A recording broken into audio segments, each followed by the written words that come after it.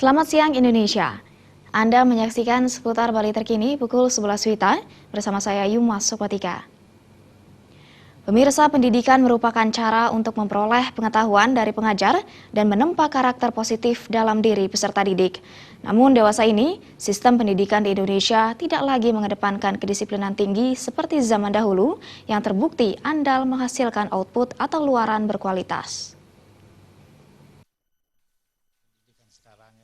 Menurut Ketua Yayasan IKIP PGRI Bali, Gusti Bagus Artanegara, pendidikan zaman sekarang tidak lagi berorientasi pada pengembangan karakter peserta didik. Di mata sebagian besar siswa zaman sekarang, pendidikan disiplin merupakan salah satu tindakan kekerasan. Pemikiran semacam itu membuat pendidikan di Indonesia semakin tidak mencerminkan pendidikan berkarakter. Oleh karena itu, pemahaman terhadap pentingnya disiplin harus dilakukan berkesinambungan agar kedepannya pendidikan di Indonesia mampu menghasilkan generasi muda maupun output atau luaran yang berkualitas. Kita baru bisa tahu hasil pendidikan sekarang ini kan paling cepat 10 tahun ke depan saya kira. Kita tidak bisa, apa yang saya hasilkan sekarang, apa yang saya kerjakan sekarang akan hasilnya besok sudah kelihatan.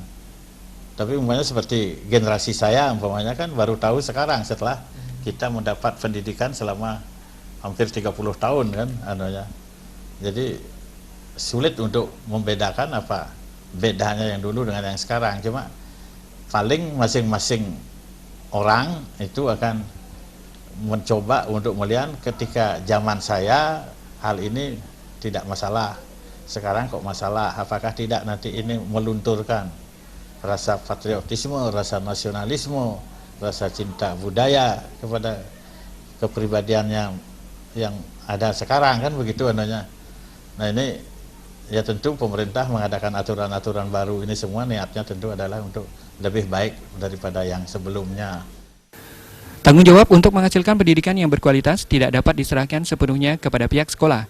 Orang tua juga harus turut berperan dalam meningkatkan kesadaran para siswa demi membangun generasi penerus bangsa yang bermutu. Darta dan Indra Wijaya, Bali TV.